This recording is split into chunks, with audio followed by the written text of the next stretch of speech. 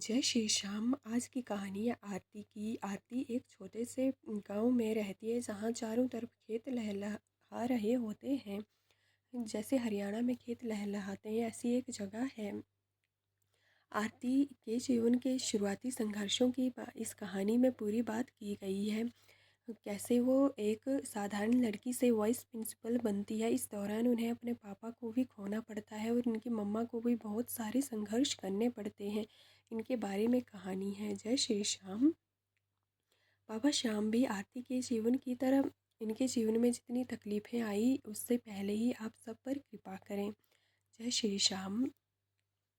कहानी है आरती की। आरती अभी 12th के एग्ज़ाम देने हैं, तो एक छोटे से गांव या शहर से है जहां आसपास बहुत सारे खेत हैं। इनके पापा खेती बाड़ी करते हैं, मम्मा घर संभालती हैं। इनका एक छोटा भाई भी है। इनके पापा एक दिन खेत में काम कर रहे होते हैं तो इनके पैर की नस पलट जाती है। इन लोगों को लगता है कि कुछ नॉर्मल ही चोट आई होगी, परंतु 2-3 दिन आराम करने के बाद भी जब यह नस ठीक नहीं होती है तो ये डॉक्टर के पास जाते हैं। डॉक्टर ने टोटली बेड रेस्ट के लिए कहा और कुछ दवाइयाँ दी, ऑपरेशन की बात भी कही, परंतु इन्होंने इसे इग्नोर मारा कि इतनी छोटी सी बात है, इसके लिए हम बेड रेस्ट दें, इससे तो हमारी खेती चली जाएगी और घर परिवार कैसे चलेगा। तो इन्होंने इस तकलीफ़ को थोड़ा इग्नोर मारा और खेतों में काम करने लग गए, जिससे इनकी ये जो नस की प्रॉब्लम थी यह और बढ़ गई। परिणामतः इन्हें हॉस्पिटल जाना पड़ा। जब हॉस्पिटल में दिखाया तो इन्होंने फिर वही बात कही कि इन्हें रेस्ट करना होगा और ये कुछ दिन घर आ जाते हैं और आराम करते हैं, परंतु यह प्रॉब्लम और ही बढ़ती जाती है। कम से कम 2 महीने हो जाते हैं तो ये अगेन एक दिन इन्हें बहुत नस में इनकी दर्द होता है तो ये हॉस्पिटल में जाते हैं। इनके मम्मा और आरती एंड इनका छोटा भाई डॉक्टर से बात ही कर रहे होते हैं। उसी वक्त इनके पिता इन्हें छोड़कर चले जाते हैं और इन्हें ये भरोसा ही नहीं होता है। डॉक्टर इन्हें बताते हैं कि अब ये नहीं रहते हैं। तो आरती और इनकी मम्मा के लिए तो विश्वास करना ही नामुमकिन था कि अभी तो हम हॉस्पिटल आए हैं, अभी आए हुए कुछ समय भी नहीं हुआ और आप ऐसे कैसे कह सकते हैं। फिर ये लोग वापस घर आते हैं तो इनके छोटे भाई के लिए तो ये बिलीव करना ही मुश्किल है कि इनके पापा अब इनके साथ नहीं हैं, परंतु अब क्या कर सकते हैं। ये लोग जानते हैं कि अब वे हॉस्पिटल से वापस नहीं आने वाले हैं। फिर इनका जो क्रियाकर्म होता है वे सारा काम होता है। 7-8 दिनों तक तो लोग आते हैं, इनसे बातें करते हैं, परंतु उसके बाद फिर कोई नहीं आता। अभी ये 3 ही घर में अकेले बचते हैं और अब इन्हें ही घर परिवार संभालना है। आरती की मम्मा कहती हैं कि आरती अब तुम्हें ही पढ़ना है और तुम्हें इस घर की स्थिति सुधारनी है। तो आरती कहती है ठीक है मम्मा, मैं बहुत अच्छे से पढ़ूंगी, परंतु मैं आपके साथ खेतों में काम भी करूंगी। मैं 12th में टॉप करूंगी और अच्छे मार्क्स भी लाऊंगी। इनकी मम्मा समझाती है कि तुम पढ़ाई करो, तभी वहाँ पर इनके पापा ने किसी के पास अपने खेत गिरवी रखे थे, उनसे अपने इलाज और घर परिवार को चलाने के लिए कुछ पैसा उधार लिया था। तो सौदा ये ये भाई साहब यहाँ पर आते हैं जो कि कहते हैं कि आपके पापा या इनके पति ने वहाँ पर कागज़ जमा करवाए थे, ये आपके खेत है, इनके आप अच्छे से पढ़ लीजिए। इनके साथ एक वकील भी होता है। वकील भी समझाता है कि हाँ पैसे तो लिए हैं, या तो पैसे देने पड़ेंगे या फिर खेत खोना पड़ेगा। तो इनकी मम्मा बड़ी बड़े साहस के साथ बोलती हैं और आत्मविश्वास के साथ कि हम आपका पैसा लौटा देंगे, हम कमा लेंगे, 2 महीने का हमें मोहलत दो। तो ये कहते हैं ठीक है, परंतु सिर्फ 2 महीने का मोहलत देंगे, अगर आप इतने में ये पैसा नहीं लौटा पाती हैं तो हम आपको आपका खेत ले जाएंगे और आपको साइन करने पड़ेंगे। ये कहते हैं ठीक है। तो इनकी मम्मा बड़ी मेहनत करती है खेतों में, पूरे 2 महीने तक ये तीनों बड़ी मेहनत करते हैं। आरती भी इनका साथ देती है। मम्मा समझाती है कि तुम पढ़ाई करो, तुम्हारे 12th के एग्ज़ाम है पर आरती आरती अपनी पढ़ाई भी करती है और इनके साथ मदद भी करती है। 2 महीने बीत जाते हैं परंतु ये पैसे का उतना इंतज़ाम नहीं कर पाते हैं। वे लालची आते हैं और इनसे इनकी ज़मीन के कागज़ों पर हस्ताक्षर करवाकर ज़मीन ले जाते हैं। ये बड़ी मिन्नतें करती हैं कि कोई थोड़ी सी ज़मीन तो छोड़ दो ताकि हम अपने बच्चों का पालन पोषण कर सकें या फिर अपने खाने के लिए कहीं सब्जियां उगा दें। परंतु उन्होंने इन पर इतनी भी इनके लिए इतनी सी ज़मीन भी नहीं छोड़ी। वो कैसे इंसान हो सकते हैं, ऐसा कहना तो नहीं चाहिए परंतु सोच सकते हैं। तो ये सारी जो इनकी ज़मीन ले जाते हैं और ये बेचारे अकेले उस थोड़ी सी ज़मीन पर, थोड़ी सी जो ज़मीन थी वो भी गई। अब ये सोचते हैं कि क्या किया जाए।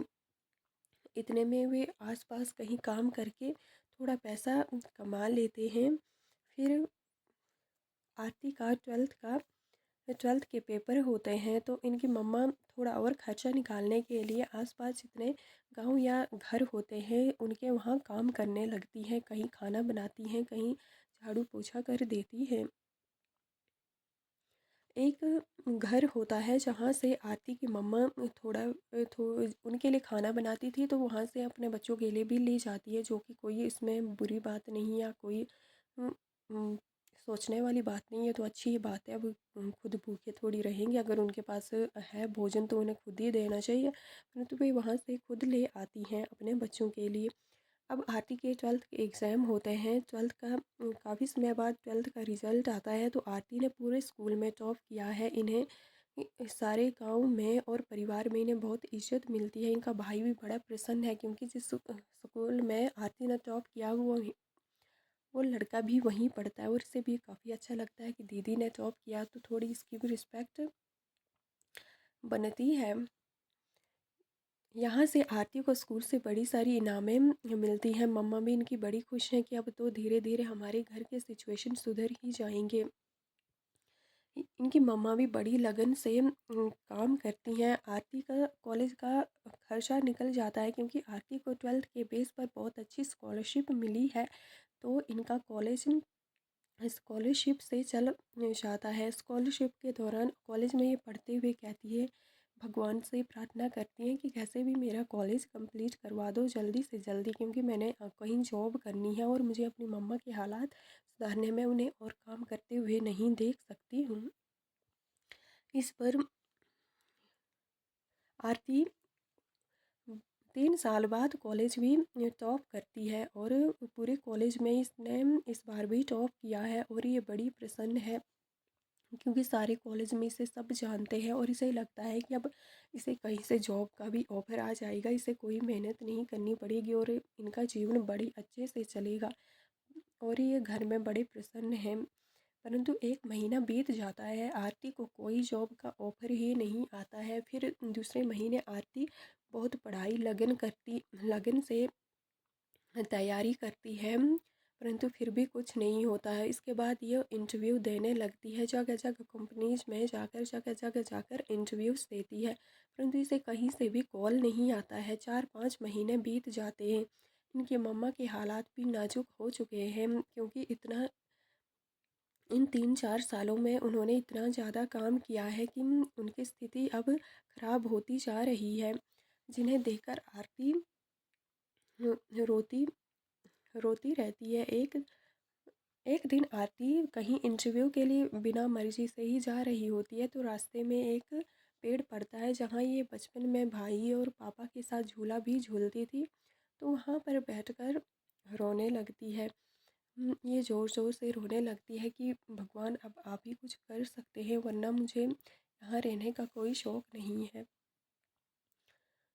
ऐसे ही कह रही होती है तभी उसकी एक दोस्त ने उसके कंधे पर हाथ रखा।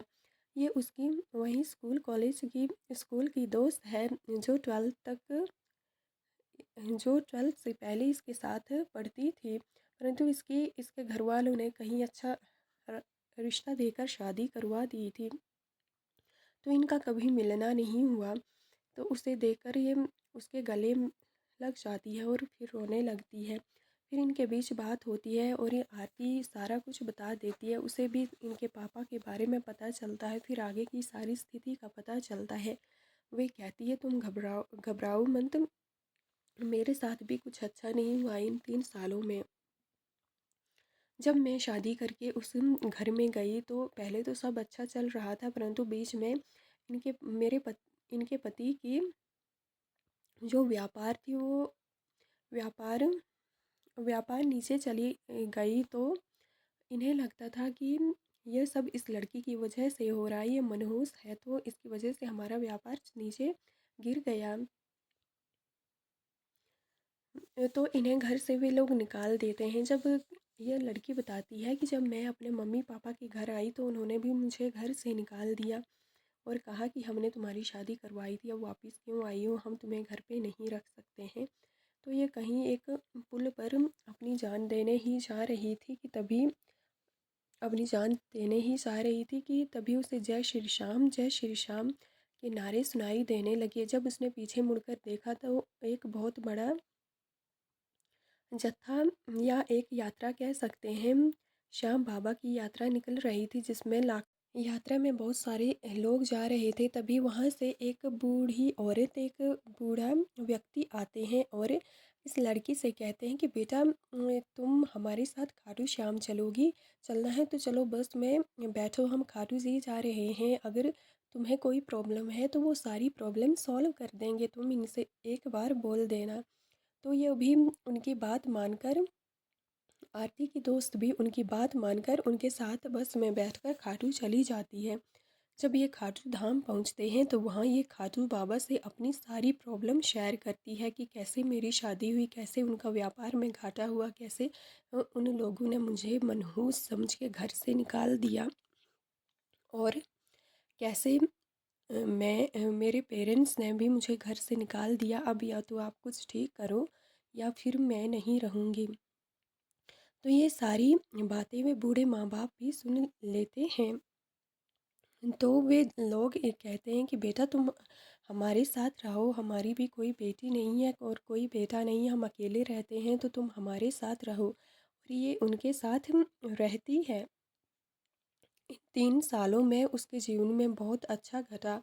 उसके बाद यह कहीं जॉब भी करने लगी थी और साथ ही उसके कुछ सालों या कुछ महीनों बाद इस ही ये जो यात्रा जा रही थी इसमें से कोई व्यापारी था तो उन्हें इनके बारे में पता चला, तो उन्होंने एक अच्छा खासा लाभ वाला व्यापार का हिस्सा या उन्हें कुछ ऐसा प्रॉफिटेबल वर्क दे दिया था। तो इनके पति को भी इससे प्रॉफिट हुआ और उन्हें लगा कि हाँ ये अब मनहूस नहीं है, तो यह हमारा बुरा नहीं चाहती, अच्छा ही चाहती है। तो ये वापस इनसे माफ़ी मांगते हैं और इन्हें अपने घर ले जाते हैं। अब ये अपने परिवार में बहुत खुश है। तो ये सारी बात आरती की दोस्त आरती को बताती है और कहती है कि अब तू मेरे साथ खाटू चल रही है और वहाँ तू खाटू श्याम जी से सारी बात कह देना, वहीं तुम्हारी बात सुनेंगे और देखना वे चुटकियों में तुम्हारी प्रॉब्लम दूर करेंगे। और तू जैसे यहाँ पर अकेले बैठ के रो रही है ऐसे कोई नहीं सुनने वाला है, वहाँ जाकर जितना रो सकती है उन्हें सुना देना, क्योंकि वे सब जानते हैं और समझते भी हैं। यह कहकर वे अगले दिन खाटू श्याम के दरबार चल पड़ती हैं और दोनों दोस्त खाटू श्याम दरबार में पहुंचती हैं। वहां जाकर आरती ज़्यादा कुछ तो बोल नहीं पाती है, परंतु जो जो इसके जीवन में घटित हुआ वो सारा बताती है कि मेरे पापा को किन प्रॉब्लमों का सामना करना पड़ा, वो कैसे हमसे चले गए, अब मम्मा को किन प्रॉब्लमों का सामना करना पड़ रहा है, वो कितना काम करती हैं परंतु हमारे पास इसका कोई भी सॉल्यूशन नहीं है, अब जो कुछ करना है आपने करना है। यह सब कहकर वो बहुत रोती है और उसकी आंखों से आंसू ही बहते हैं, जिससे वो बाबा श्याम को अच्छे से देख भी नहीं पाती है, इनसे आंखें भी नहीं मिला पाती है। और ये बाहर आ जाते हैं। यह बाहर आती है जैसे ही रोते हुए गाड़ी में चली जाती है और गाड़ी में जाकर रोने लगती है। तभी बाहर से इसकी दोस्त दौड़ती हुई आती है और उसे बुलाती है कि आपको टीचर बुला रहे हैं, जल्दी करो। ये पूछती है कौन से टीचर और कौन टीचर बुला रहे हैं। वह कहती है कि आपको वो जानते हैं, जल्दी चलो बाहर। जब वे बाहर जाते हैं तो वे कहते हैं जय श्री श्याम बेटा, ये भी कहती है जय श्री श्याम। तो इनसे तो वे कहते हैं कि बेटा आप क्या कर रही हो, आप तो वही हो ना जिन्होंने कॉलेज में टॉप, स्कूल में टॉप किया था। जी हाँ, वही हूँ। और फिर आगे की पढ़ाई कैसे हुई, ये बताती है कि स्कॉलरशिप से हुई। तो अच्छा, तो आप वो जिन्होंने स्कॉलरशिप भी मिली थी जिन्हें, वही हो आप? जी सर, वही हूँ। तो अब क्या कर रही हो, कहीं जॉब कर रही हो? नहीं सर, वो वहीं ढूंढ रही हूँ, तो कहीं मिल नहीं रही है, तभी इनके पास आई हूँ इनसे मदद मांगने की, कहीं कुछ हो जाए। तो वे कहते हैं देखो तुम्हारे श्याम बाबा ने, आज तक मैंने इतनी जल्दी किसी पर कृपा होते हुए नहीं देखी है, इतनी जल्दी तुम पर तुम्हारी सुन भी ली। मैं वहाँ पर जो प्राइवेट कॉलेज है ना, उसका मैं प्रिंसिपल हूँ, और मुझे अपने कॉलेज के लिए एक वाइस प्रिंसिपल चाहिए है। तो जो पहली वाली वाइस प्रिंसिपल थी, उन्होंने आपके बारे में बताया था कि आप बहुत इंटेलिजेंट हो, आपको मैथ्स, साइंस, बॉटनी, जो भी ये सब्जेक्ट्स होते हैं, आप सब में बहुत अच्छे हो। और अगर स्टूडेंट्स को कुछ भी पूछना हो तो वे आप उनके सभी सवालों के जवाब दे सकते हो। तो आप को वाइस प्रिंसिपल बनाए, क्योंकि अब वे रिटायर हो रही हैं, तो यहाँ के लिए एक नई प्रिंसिपल चाहिए है। ये यहाँ पर इन्हें बताते हैं कि आप वहाँ पर काफ़ी अच्छे से काम कर पाएंगे और हमारे स्कूल को भी बहुत अच्छे से संभालेंगे। ये हमारे लिए सौभाग्य होगा कि आप हमारे स्कूल में या हमारे कॉलेज में वाइस प्रिंसिपल का काम करेंगी। इस पर इसके बाद वे तनख्वाह भी बताते हैं। यह तनख्वाह इतनी थी कि ये कभी सपने में भी नहीं सोच सकती थी, और ना ही इसे कोई मल्टीप्लाई कंपनी इसे इतनी तनख्वाह दे सकती थी। ये बड़ी प्रसन्न है और इस जॉब के लिए हाँ कर देती है। फिर यह इस कुछ दिनों में ही कॉलेज को ज्वाइन करती है, और अभी ये प्रिंसिपल है इस कॉलेज की। इसे यहाँ पर काम करते हुए 11 साल हो गए हैं। आज इस कॉलेज में प्रिंसिपल का काम करते इन्हें 11 साल हो गए हैं, और इनका काम बहुत अच्छे से चल रहा है। अब इनके परिवार की स्थिति भी काफ़ी अच्छी है, इनका भाई भी अच्छे से पढ़ रहा है, और इनकी मम्मा की स्थिति भी अच्छी है। जय श्री श्याम। जिस प्रकार श्याम जी ने इन पे कृपा की, उस प्रकार आपके जीवन में भी जो कृपाएं कर रहे हैं, उसके साथ ही और आपके जीवन में सुख समृद्धि और खुशियाँ प्रदान करें। जय श्री श्याम।